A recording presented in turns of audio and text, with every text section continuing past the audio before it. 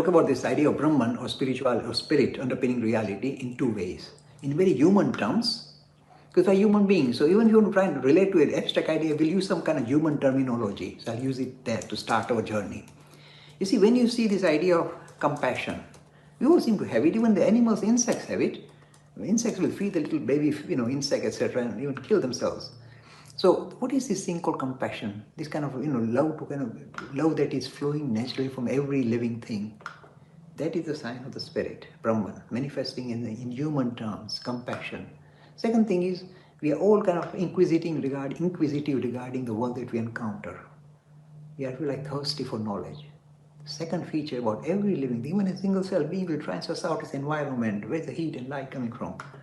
This kind of becoming, trying to become knowledgeable is the second aspect in human terms of what we call the spirit.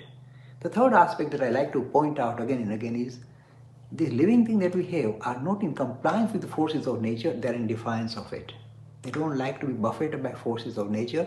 They want to rise above the forces of nature, harness them and rise and sit above them. This is a sign of a living thing. That's what humanity is all about. See, we are sitting with all these lights here. No longer in the clouds, in the wires here. See, harness nature.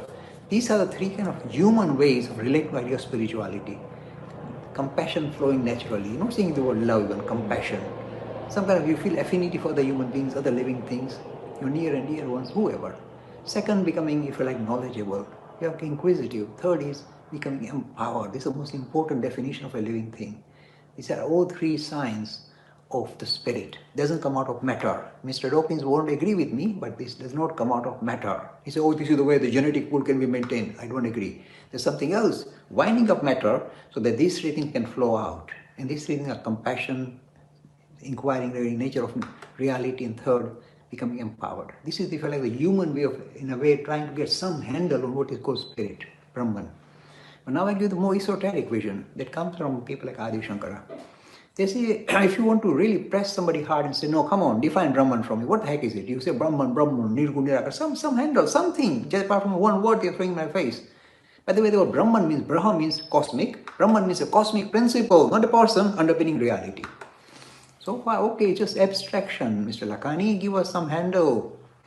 The handles that we had, the two ways, same idea. One said, Sat Chit Anand. That means the nature of truth, ultimate reality, ultimate truth. Not just relative truth, but ultimate truth. The nature of ultimate truth. Sat Chit is of the nature of consciousness. And Anand, it is blissful, not just looking for pleasure. It's not a pleasure principle. It's something higher than pleasure and pain. Bliss.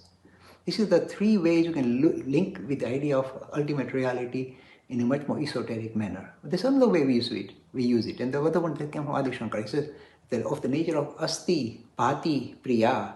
Asti, from the word asti we get the word ACET, and from the word ACT we get the word existence in English. So the nature of existence.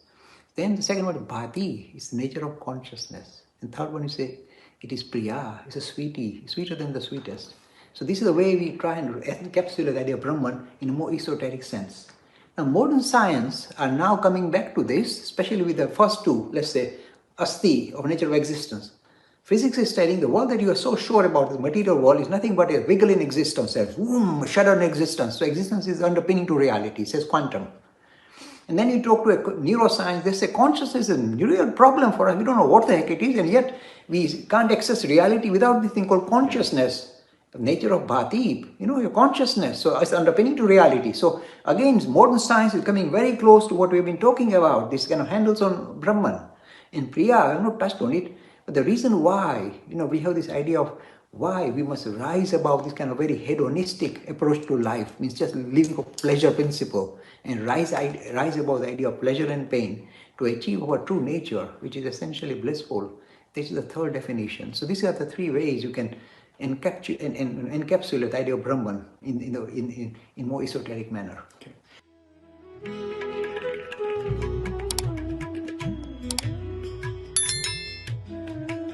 Free e-learning course in Hinduism. To register, please visit www.hindu-academy.com.